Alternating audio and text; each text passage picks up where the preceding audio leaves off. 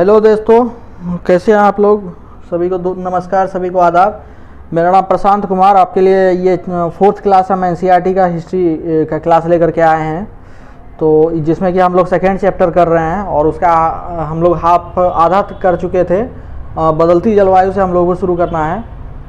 तो आइए बिना किसी देर के बदलती जलवायु से हम लोग शुरू करते हैं अपना क्लास और सीखते हैं नई कुछ बातें देखते हैं कि क्लास में थोड़ा फोकस बनाए रखिएगा, इसलिए कि थोड़ा सा इसमें इम्पोर्टेंट भी है कुछ चीज़ें। तो यहाँ देखते हैं बदलती जलवायु क्या है। बदलती जलवायु सिर्फ ऐसा नहीं है कि जलवायु परिवर्तन वर्तमान के समय का समस्या तो है ही, ठीक है ना। जलवायु परिवर्तन वर्तमान के समय का समस्या है ही, लेकिन जलवायु परिवर्तन एक बार और हो चुका है जो कि 12,000 साल पहले हुआ है, ठीक है ना। तो इस चीज़ को ध्यान में रखिएगा कि अभी जैसे जलवायु परिवर्तन में हम लोग क्या कर रहे हैं, आपका वो 1.5 डिग्री से नीचे रखने का कोशिश कर रहे हैं और 2 डिग्री से तक रोकना है, ठीक है ना। तो ऐसा आपका COP26 जो हुआ था 2015 के बाद से, पेरिस संगठन के बाद से जो लागू हुआ है आपका नेट जीरो, उसमें मतलब कि काम करते जा रहे हैं। तो जलवायु परिवर्तन उस समय हुआ तो उसमें क्या फ़ायदा हुआ था, क्या बदलाव आए थे, इसमें देखते हैं कि लगभग 12,000 साल पहले दुनिया की जलवायु में बड़े बदलाव आए, जिससे क्या हो गया, गर्मी बढ़ने लग गई। और उस समय ना गर्मी बढ़ने लगी मतलब क्या है, उस समय अत्यधिक ठंड थी, ठीक है ना। अत्यधिक ठंड का इलाका था सभी जगह। तो उसके बाद क्या है ना, गर्मी बढ़ने लग गया तो थोड़ा सा कृषि के अनुकूल होने लग गया। जगह सब क्या है, कृषि के अनुकूल होने लग गया। घास के मैदान नए उगने लगे। घास के मैदान उगने से क्या हो गया, हिरन, बारहसिंगा या शाकाहारी जितना भी भेड़, बकरी, गाय जैसे जानवर थे, शाकाहारी जानवर, उनकी संख्या में भी वृद्धि आई, जो घास खा करके जिंदा रहते थे। अब जो लोग इन जानवरों का शिकार करते थे वे भी इनके पीछे पीछे आए और इनके खाने पीने के आदतों और प्रजनन के समय की जानकारी हासिल करने लगे, ठीक है ना। आप देखिए यहाँ ध्यान देने लग गए कि उनके खाने पीने का आदत क्या है, शाकाहारी है या मांसाहारी है, ठीक है ना। प्रजनन का समय क्या है, कब बच्चा मतलब कि होगा, और ताकि वो उनका पशुपालन कर सके, उनका क्या कर सके। अगर वो बिना क्षति नहीं पहुंचाने वाला है कोई जानवर, तो उसके बच्चे को लेकर के क्या कर सकते थे, पशुपालन की शुरुआत कर सकते थे। तो ये सब मतलब कि जलवायु परिवर्तन के बाद शुरू हुआ, लगभग 12,000 साल बाद।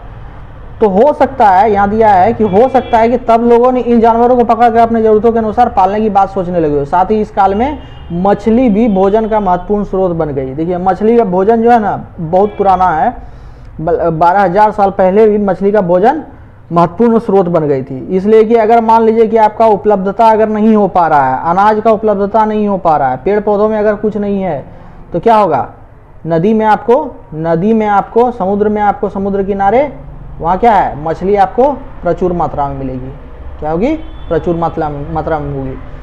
तो अगर जानवर की कमी है लेकिन फिर भी आपको मछली की प्रचुरता मिलेगी उस जगह, तो मुख्य स्रोत बन गया एक तरह से। इसी दौरान भिन्न भिन्न इलाकों में गेहूं, जौ, धान जैसे अनाज प्राकृतिक रूप से उगने लगे थे। इसके पहले क्या था, जब तक जलवायु नहीं परिवर्तन हुआ था, गेहूं, जौ, धान नहीं उपजता था। लेकिन उसके बाद क्या हुआ, उपमहाद्वीप के भिन्न भिन्न इलाकों में गेहूं, जौ, धान की प्राकृतिक रूप से उपजने लगे, और शायद महिलाएं, पुरुषों और बच्चों ने इन अनाजों को भोजन के लिए बटोरना शुरू कर दिया होगा, ठीक है ना। अब संग्राहक जो है बन गए थे। अब इसके बाद हम देखेंगे कि साथ ही यहाँ दिया हुआ है कि साथ ही यह भी सीखने लगे होंगे कि अनाज कहाँ उगते थे और कब पककर तैयार होते थे। तो अनाज का उगने का इलाका और पकने का समय, इन सब बातों पे ध्यान दिया जाने लग गया। ऐसे में अनाज उसके बाद खुद पैदा करना सीख लिया होगा। अब इसके बाद देखते हैं शैल चित्रकला।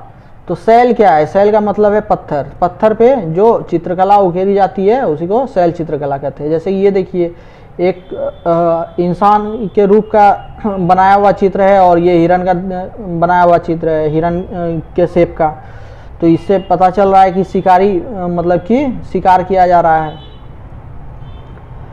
तो इस तरह का आपको गुफा के अंदर बहुत सारे आपको चित्रकला मिल जाते हैं, जिसमें कि सबसे ज़्यादा पॉपुलर भीमबेटका की गुफा है। तो भीमबेटका की गुफा क्या है? मध्य प्रदेश के दक्षिणी उत्तर प्रदेश के गुफाओं में चित्र मिले हैं, जो आपको इसमें जंगली जानवरों की बड़ी कुशलता से सजीव चित्रण किया गया है। ठीक है, अब उसके बाद कौन क्या करता था इस चीज़ पे देखेंगे। हम इधर नाम और तिथियां देखेंगे, लेकिन पहले उसके पहले यही इसको नाम और तिथियां देखेंगे। ठीक है ना, पहले थोड़ा सा देख लेते हैं इधर जो बचा हुआ है, उसके बाद ये वाला कंप्लीट करते हैं। तो कौन क्या करता था, अब जैसे कौन क्या करता था मतलब क्या है, आपको जानकारी इस समय का ये नहीं मिल पाता है कि महिलाएं भी शिकार करती थी या पुरुष औजार बनाते थे, ये चीज़ नहीं पता है। या फिर महिलाएं चित्रकारी करती थी और पुरुष फल फूल इकट्ठा करते थे, तो इसका हमको ज्ञान नहीं है। लेकिन कहा जाता है एक्सपर्ट्स के द्वारा, विशेषज्ञों के द्वारा, कि दो बातें हो सकती है, या तो महिला और पुरुष दोनों मिलकर कई काम एक साथ किया करते होंगे, या यह भी संभव है कि कुछ तरह के काम केवल महिलाएं करती थी और कुछ केवल पुरुष। इसके अलावा उपमहाद्वीप के अलग अलग क्षेत्रों में अलग अलग परंपराएं भी रही होंगी। ठीक है ना, तो इस तरह का हमको दिख सकता है। अब देखिए भारत में शुतुरमुर्ग का क्या कहानी है, इस चीज़ को देखते हैं। तो शुतुरमुर्ग क्या है, पूरा पाषाण युग से ही है। ठीक है ना, भारत में शुतुरमुर्ग पूरा पाषाण युग के दौरान भी होते थे। महाराष्ट्र के पटनेपुरा स्थल में शुतुरमुर्ग के अंडों का अवशेष मिला है, और देखिए सिर्फ अवशेष नहीं मिला है, उसके छिलकों पर ना चित्रांकन किया हुआ है, मतलब कि सजावट थोड़ा सा चित्र बनाया गया है। और अंडों से मनके भी बनाए जाते थे। तो मनके मतलब कि वो पहनने वाले जो बाह में या गले में पहनने वाले मनके, एक जेवर की तरह से। फिर उसके बाद हुस्गी का सूक्ष्म निरीक्षण कीजिए, तो इसमें पूरा पाषाण युग के कई पुरास्थल मिले हैं यहाँ पर हुस्गी में। ठीक है ना, पूरा पाषाण युग के कई पुरास्थल मिले हैं। कुछ पुरास्थलों में अलग अलग कार्यों में लाए जाने वाले कई प्रकार के औजार मिले हैं। तो देखिए बहुत तरह के औजार भी मिले हैं, कई प्रकार के औजार मिले। ये संभवतः आवास और उद्योग स्थल रहे होंगे। ठीक है, यहाँ पे आकर के आरंभिक मानव इस जगह रहते होंगे और हुस्गी के इलाके में, और उनका आवास और उद्योग स्थल कहलाता था, मतलब औजार बनाने वाला स्थल। कुछ छोटे पुरास्थल भी औजारों के बनाए जाने के प्रभाव मिलते हैं। कुछ छोटे पुरास्थलों में भी औजार बनाए जाने के प्रमाण मिले हैं। इसमें से कुछ पुरास्थल झरनों के निकट थे। अधिकांश औजार चूना पत्थरों से बनाए जाते थे। देखिए ये देखिएगा, हुस्गी में जो ना औजार जो है ना चूना पत्थरों से बनाए जाते थे। तो इस चीज़ को याद रखिएगा, इसलिए कि पूछा जा सकता है कि चूना पत्थरों के औजारों का उपयोग किस पुरास्थल में होता था। तो आपका क्या होगा आंसर, हुस्गी। ठीक है, तो यही होना चाहिए आपका आंसर। और एक और जगह का देखते हैं, ये आप पेंटिंग देख लीजिए पहले। पेंटिंग जो है ये भी गुफा में ही है, ये भी गुफा में क्या हुआ पेंटिंग है आरंभिक मानव द्वारा। ये कहाँ, कब, किस समय का है और कहाँ पे है? ये फ्रांस में है। ये कहाँ है? फ्रांस में, यूरोप के फ्रांस इलाके में। ठीक है ना, इस तरह के चित्र जो है ना, इस तरह के चित्र लगभग 20,000 साल पहले से लेकर के 20,000 साल पहले से लेकर के 10,000 साल के बीच बनाए गए होंगे। इनमें कई जानवरों के चित्र मिले हैं। फ्रांस में जो मिला है ना चित्र, इसमें कई जानवर का चित्र मिला है, जैसे जंगली घोड़ा, गाय, भैंस, गेंडा, रेंडियर, बारहसिंघा, सुअर, इन सभी का चित्र मिला है। और ये क्या है, गहरे चमकीले रंगों से चित्रित किए गए हैं। और इन रंगों को तैयार कैसा किया जाता था? रंगों को लौह अयस्क और चारकोल जैसे खनिज पदार्थों से बनाया जाता है। ठीक है ना, तो कभी अगर आपसे पूछ लिया कि फ्रांस में उपयोग किया गया गुफाओं में पूरा पाषाण गुफाओं में उपयोग किया गया आपका रंग किन चीज़ों से बनाया जाता था, तो आपका जवाब क्या होना चाहिए? लौह अयस्क, चारकोल जैसे खनिज पदार्थों से। ठीक है, यहाँ दिया गया है कि यह संभव है कि ये जो चित्रकारी है ना उत्सवों के अवसर पर बनाया जाता होगा, और फिर इन्हें शिकारियों द्वारा शिकार पर निकलने से पहले क्या किया जाता होता, अनुष्ठानों के लिए बनाया गया था। ये आपका यहाँ पे कंप्लीट हो गया। और अब हम चलते हैं आपका नाम और तिथि में। ठीक है, ये नाम और तिथि ये इम्पोर्टेंट है। अब देखिए यहाँ नाम और तिथियों में क्या है, पहले इसमें पढ़ लेते हैं, फिर आपका शॉर्ट्स नोट्स जो बनाया है वो आपका टोटल देख लिया जाएगा, पूरा में देख लिया जाएगा क्या क्या लिखा हुआ है उसमें। तो नाम और तिथियों में ये है कि हम जिस काल के बारे में पढ़ रहे हैं ना, पुरातत्वविदों ने उन्हें बड़े बड़े नाम रखे हैं, उनके बड़े बड़े नाम रखे हैं। जितना भी मतलब कि हम जिस काल के बारे में पढ़ रहे हैं, पूरा पाषाण काल, नवपाषाण काल, ये सब जितना पढ़ रहे हैं ना, तो ये पूरे आर्कियोलॉजिस्ट द्वारा बड़े बड़े नाम रखे गए, तो उसका काल को बांटा भी गया है। तो आरंभिक काल को वो क्या कहते हैं? पूरा पाषाण काल कहते हैं। क्या कहते हैं? पूरा पाषाण काल। दो शब्दों से बना है, एक पूरा और एक पाषाण। पूरा का मतलब होता है प्राचीन और पाषाण का मतलब है यानी पत्थर। तो पत्थरों का उपयोग, पाषाण जहां भी लगा हुआ है ना, तो इसका मतलब पत्थरों का यूज हो रहा है। उस जगह क्या है? पत्थरों का यूज हो रहा है। लोहा वगैरह और आपका कॉपर, तांबा, ये सब का उपयोग अभी नहीं हो रहा है।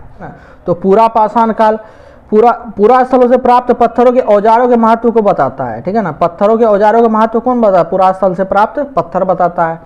पूरा पाषाण काल जो है ना 20 लाख साल से 12,000 साल पहले के दौरान माना जाता है। तो पूरा पाषाण काल का क्या है? मतलब कि समय 20 लाख साल से 12,000 साल पहले के दौरान। अब इस पूरा पाषाण काल को भी देखिए 3 भागों में विभाजित किया गया है। पूरा पाषाण काल को भी 3 भागों में विभाजित किया गया है, एक आरंभिक, एक मध्य, एक उत्तर, मतलब कि अर्ली, मिडल और अपर पूरा पाषाण काल। अब मानव इतिहास की 99% कहानी इसी काल के दौरान घटित हुई है। अब जो मानव इतिहास जो हम लोगों का शुरू से चलते आ रहा है ना, जब से जीवन की उत्पत्ति हुई है, ठीक है ना, तो जीवन के मानव जीवन की उत्पत्ति के बाद, मानव जीवन की उत्पत्ति के बाद से 99% कहानी क्या है? इसी पूरा पाषाण काल के दौरान ही बीती है। और फिर उसके बाद देखिए, जिस काल में हमें पर्यावरणीय बदलाव मिलते हैं, यानी कि 12,000 साल पहले, उसे क्या बोलते हैं? मेसोलिथ, यानी कि मध्य पाषाण युग। इसको नियोलिथ और इसको आपका मेसोलिथ। ठीक है? तो इसके बाद इसका समय क्या है? 12,000 साल से 10,000 साल पहले तक।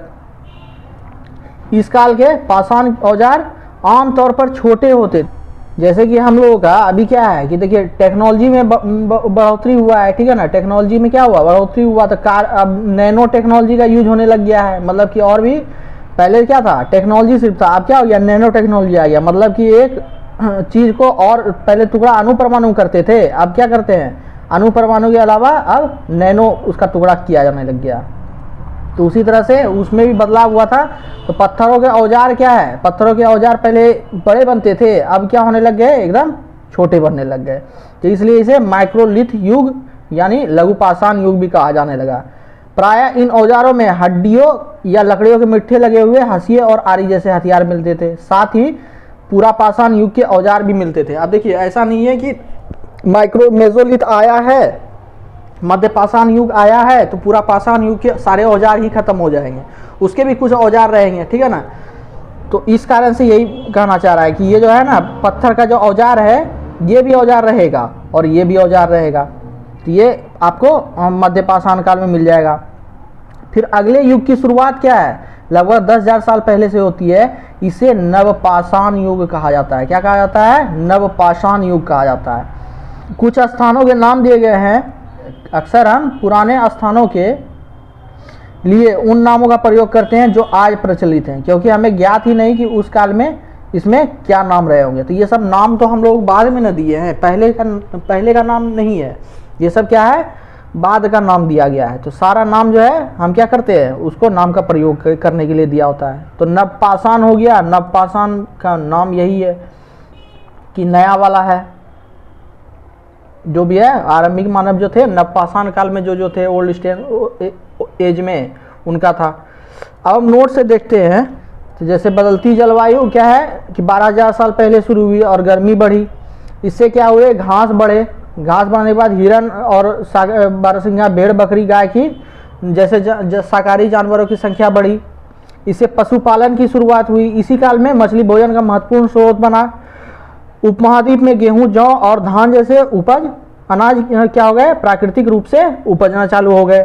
भोजन के लिए अनाज बटोरना शुरू किया गया। बाद में अनाजों को खुद पैदा करना सीखा आरंभिक मानव द्वारा। शैल चित्रकला क्या है? शैल यानी पत्थर। मध्य प्रदेश और दक्षिण उत्तर प्रदेश की गुफाओं में बहुत ज़्यादा मिलते हैं। भारत में शुतुरमुर्ग क्या है? पूरा पाषाण युग में से मतलब उपलब्ध है। पुरापाषाण युग से ही उपलब्ध है शुतुरमुर्ग। फिर उसके बाद महाराष्ट्र के पटनेपुरा स्थल में अंडों के अवशेष मिले हैं और उनके छिलकों पर चित्रांकन मिले हैं और उनके मनके भी बनाए जाते हैं। हुस्गी का सूक्ष्म निरीक्षण जो पढ़े उसमें क्या है, पुरापाषाण युग के कई पुरास्थल मिले हैं, अलग अलग कार्यों में लाने जाने वाले कई औजार मिले हैं। अधिकांश औजार चूना पत्थरों से बनाए गए हैं, ठीक है ना। तो इस चीज़ को ध्यान दीजिएगा, चूना पत्थरों से बनाए गए हैं। अब नाम व तिथियां पुरापाषाण काल देखते हैं पहले। तो पुरा मीन्स प्राचीन और पाषाण मीन्स पत्थर, जिसे कि ओल्ड स्टोन एज भी कहा जाता है। इसको अंग्रेजी में पेलियोलिथिक एज कहते हैं। क्या कहते हैं? पेलियोलिथिक एज, ठीक है ना। शुरुआत समय ध्यान दीजिएगा, 20 लाख साल पहले से 12,000 साल पहले तक के दौरान। इसे 3 भागों में विभाजित किया गया है, आरंभिक, मध्य और उत्तर, अर्ली, मिडिल और अपर पुरापाषाण युग। मानव इतिहास के 99% कहानी क्या है, इसी दौरान घटित हुई। फिर इसके बाद हम आते हैं मध्यपाषाण युग में, मेसोलिथिक एज, जिसे कि मिडिल स्टोन एज भी कहते हैं। इसका काल क्या है, 12,000 साल से 10,000 साल पहले तक का। इसमें क्या है, पाषाण औजार बहुत छोटे मिले हैं, इस कारण से माइक्रोलिथ यानी लघु पाषाण काल भी कहा जाता है। औजारों में लकड़ियों के मुट्ठे लगे हंसिए और आरी प्राप्त होते हैं। पुरापाषाण के औजार भी मिलते हैं इसमें, जैसा कि आपको बताया कि पहले का औजार तुरंत नहीं खत्म हो जाएगा। फिर उसके बाद नवपाषाण युग, जिसे हम नियोलिथिक एज कहते हैं, new stone age, Neolithic age. तो पुराने स्थानों के लिए उन नामों का प्रयोग करते हैं जो आज प्रचलित हैं, क्योंकि हमें ज्ञात नहीं, ठीक है ना। पुराने स्थानों के लिए उन नामों का प्रयोग करते हैं जो आज प्रचलित है, क्योंकि हमको मालूम ही नहीं है। और इसका साल क्या है, 10,000 साल पहले शुरू हुआ नवपाषाण। संग्राहक से अस्थायी जीवन की ओर, ये ध्यान दीजिएगा, संग्राहक से अस्थायी जीवन। अब संग्राहक क्या हुआ, जलवायु परिवर्तन हो गया, फिर उसके बाद प्राकृतिक रूप से अनाज मतलब कि उपजने लगे थे, फिर बटोरना चालू कर दिए, फिर उससे धीरे धीरे सीख गए, तब तक में नवपाषाण काल आ गया। तो अस्थायी जीवन की ओर अग्रसर हो गए, मतलब कि अब जो है हम इस जगह रहने लगे और इस जगह खेती करने लगे, तो अस्थायी जीवन हो गया। अब कृषि पशुपालन की शुरुआत, उधर आप देखें कि मध्यपाषाण काल में क्या हो गया, घास का मतलब कि बढ़ोतरी हो गया, जिससे कि शाकाहारी जानवर बढ़ गए। प्रजनन के आपका समय को ध्यान दिया गया, जिससे कि पशुपालन आपका सुनिश्चित किया गया। तो पशुपालन की शुरुआत हो गई थी। और अब हम क्या बन गए, संग्राहक से उत्पादक बन गए। क्या बन गए, संग्राहक से उत्पादक, ठीक है। आरंभिक मानव क्या बन गए, संग्राहक से उत्पादक। Way of living change. अब इसमें देखिए थोड़ा सा आपका क्वेश्चन लाए हैं, क्वेश्चन मतलब इधर आपका चैप्टर खत्म हो गया, कुछ क्वेश्चन लेकर आए हैं जो कि CSC में आ चुका है, ठीक है ना। तो इसमें दिया हुआ पहला क्वेश्चन है, सत्य कथन चुने। अब ए में दिया हुआ है, भीमबेटका कुरनूल गुफाएं पुरापाषाण स्थलों में से एक है, क्या ये सही है? या फिर इनाम गांव मुंबई और कोलकाता आधुनिक नगर है, क्या ये सही है? या फिर ब्रह्मगिरी केवल महापाषाण स्थलों में से एक है, या ये सही है? या बुर्जहोम दक्षिण भारत के प्रदेशों में स्थित है, या ये सही है? अब देखिए आप चारों क्वेश्चन देखिएगा ना, तो सीधा आपको पहला क्वेश्चन ही, पहला जो इसका आंसर है ए नंबर ही, यही आपको सही लगेगा कि भीमबेटका और कुरनूल गुफाएं जो है ना पुरापाषाण स्थलों में से। आप पढ़े थे कि जैसे कि भीमबेटका हो गई, भीमबेटका, कुरनूल और हुस्गी, यही 3 तो था जो कि पुरापाषाण स्थल था। यही आपको पुरापाषाण स्थल में से एक है, तो सही है यही। और बाकी इमाम गांव मुंबई कोलकाता आधुनिक नगर, तो भाई मुंबई और कोलकाता है, इमाम गांव कहाँ से आ गया? फिर ब्रह्मगिरी केवल महापाषाण काल से, ऐसा नहीं है, उसमें 2 था। बुर्जहोम दक्षिण भारत में है, तो फिर कश्मीर में क्या है ना। अब फिर दूसरा देखिए, दूसरा असत्य कथन चुनना है, तो इसको ध्यान से पढ़िएगा। पुरापाषाण ए नंबर में है, पुरापाषाण काल को मेसोलिथ युग कहा जाता है, ठीक है ना। पुरापाषाण काल को मेसोलिथ युग कहा जाता है ऐसा कि मेसोलिथ युग कहा जाता है, तो ये आपका गलत हो गया। फिर माइक्रोलिथ का अर्थ होता है महापाषाण काल, माइक्रोलिथ का अर्थ होता है महापाषाण काल, नहीं, ये भी गलत है। मेसोलिथ युग में पर्यावरण में बदलाव के साक्ष्य मिले हैं, एकदम सही, 12,000 साल पहले मेसोलिथ आया था, है ना। तो ये दोनों गलत हो गया, तो आपका आंसर क्या होगा, ए और बी, ठीक है ना, गलत है। फिर उसके बाद कृषि के लिए अपनाए गए सबसे प्राचीन फसलों में से क्या थी? गेहूं, जौ, धान। क्या आपको लग रहा है गेहूं, जौ, धान तीनों था? जी नहीं, गेहूं और जौ ही था। धान तो बहुत बाद में हुआ भाई। गेहूं और जौ 8000 साल पहले, मतलब प्राचीन पूछ रहा है। अगर प्राचीन नहीं पूछता, कृषि के लिए अपनाई गई सबसे प्राचीन फसलों भी, या फिर इस जगह पूछता कुछ और पूछता, प्राचीन फसल नहीं था तो कृषि ने अपनाई गई मतलब कि पाषाण युग में अपनाई गई ये फसल है, तो कुछ सही हो सकता था। तो प्राचीन में क्या है, गेहूं और जौ, मतलब कि ये हुआ था, केवल गेहूं और जौ था। तो इसका भी आंसर क्या होगा, ए और बी होगा। फिर उसके बाद नवपाषाण युग का नामांकन किया गया। क्यों किया गया भाई नामांकन? क्योंकि इसके उपकरण पूरा पाषाण युग से भिन्न थे, इस कारण से, या औजारों को अधिक नुकीला और पॉलिश चढ़ाई जाती थी इस कारण से, या फिर दोनों। तो नवपाषाण युग का जानते थे कि पूरा पाषाण युग से तो भिन्न थे ही, बड़े से छोटे हो गए, बड़े से छोटे हथियार बनने लग गए, बड़े से छोटे हथियार बनने लगे, और उसमें पॉलिश भी चढ़ाई जाने लगी, ठीक है ना। तो इस कारण से आपका ये भी, इसका भी दोनों सही होगा। अब आगे देखते हैं, दूसरा क्वेश्चन देखते हैं। मेहरगढ़ के संबंध में विचार कीजिए, निम्न कथनों पर विचार कीजिए। मेहरगढ़ क्या है, ये ईरान जाने वाले रास्ते बोलन दर्रे के पास स्थित था।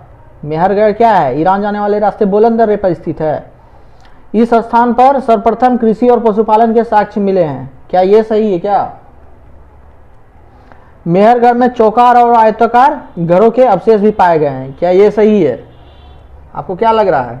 आपको पता है मेहरगढ़ जो अभी दिखा है पाकिस्तान और अफगानिस्तान के बॉर्डर पे था, है ना, वो बोलन दर्रे के पास है। बोलन दर्रे याद रखिएगा, मध्यकालीन भारत में भी बोलन दर्रा पढ़ा होगा, मध्यकालीन भारत में पढ़े हैं कैसे बाहरी आक्रांताओं ने बोलन दर्रे के रास्ते होते हुए दिल्ली की ओर हमला किया था, या भारतीय उपमहाद्वीप में हमला किया था, ठीक है ना।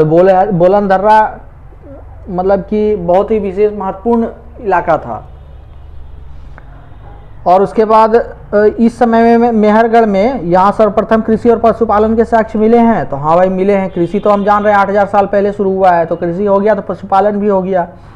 मेहरगढ़ में चौकोर और आयताकार बस्ती भी वहाँ बस गई है, तो चौकोर और आयताकार घर ही बनते थे, इस तरह के गोल और आयताकार घर मेहरगढ़ के इलाके में मिलते हैं, अवशेष मिलते हैं। और मोहनजोदाड़ो सभ्यता, हड़प्पा सभ्यता तो आपका उसी सब इलाके में मिलता है, तो मेहरगढ़ में भी मिलता है, ठीक है।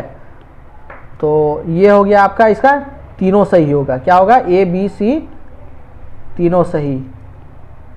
फिर उसके बाद निम्न घटनाओं को तिथियों के आधार पर क्रम में जमाएं, ठीक है ना। इसको यही क्रम में जमाए वाला है जो ना, इसको आप पढ़िएगा, ठीक है। इसका नेक्स्ट क्लास में आप हमको या इस मतलब कि लेक्चर के कमेंट में आप हमको बताइए कि इसका कौन सा सही है, फिर हम नेक्स्ट क्लास में इसका आंसर देंगे, ठीक है ना। निम्न घटनाओं को तिथियों के आधार पर क्रम में जमाए।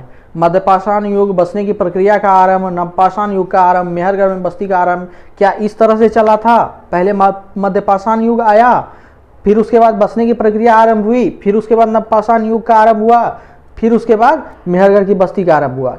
ये सही है ए नंबर, या फिर बी नंबर सही है? मध्यपाषाण युग पहले शुरू आया, फिर उसके बाद नवपाषाण युग का आरंभ हुआ, फिर उसके बाद बसने की प्रक्रिया आरंभ हुई, फिर मेहरगढ़ में बस्ती का आरंभ हुआ।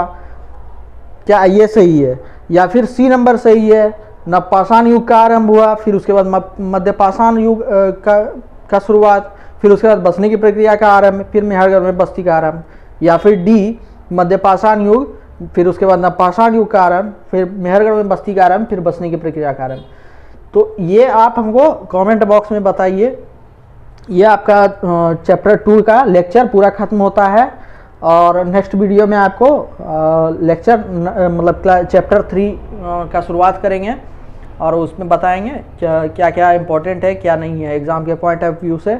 और इसी तरह से हम आपका क्वेश्चन हम प्रीवियस ईयर का क्वेश्चन लेते आएंगे, ताकि आपको पता चले कि किस तरह से क्वेश्चन पूछे जाते हैं और कितना आसान होता है इन सब क्वेश्चन को बनाना, अगर हम अच्छे से पढ़ेंगे, टेबल करते हुए पढ़ेंगे तो, ठीक है ना। वन लाइनर क्वेश्चन तो आपका आराम से बन जाएगा, बाकी इस तरह का क्वेश्चन जो देख करके घबराना नहीं है। ये लंबा चौड़ा क्वेश्चन, ये पूरा है ना, आपको लगेगा कि बहुत लंबा चौड़ा क्वेश्चन है, लेकिन बस एक ही है, हमको तो क्वेश्चन में से एक ही आंसर चुनना है, ठीक है ना।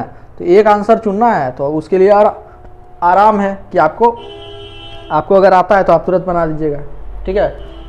तो देख करके इसका आंसर हमको कमेंट कीजिए, और फिर कुछ अगर पूछना हो तो वो भी कमेंट कीजिए। तो आज के लेक्चर में बस इतना ही, और प्लीज़ गाइस शेयर कीजिए, शेयर कीजिए, शेयर कीजिए, बहुत ज़्यादा शेयर कीजिए, जितना शेयर कर सकते हैं उतना कीजिए, दिल खोल करके शेयर कीजिए। लाइक और कमेंट जरूर कीजिए। कमेंट में आप मुझसे कुछ भी पूछ सकते हैं, सलाह दे सकते हैं, कुछ और कुछ करना हो तो बताइएगा। तो ये सब कहते हुए हम अपना बात का अंत करते हैं और आपसे आज्ञा चाहेंगे आज के क्लास के लिए। तो थैंक यू वेरी मच।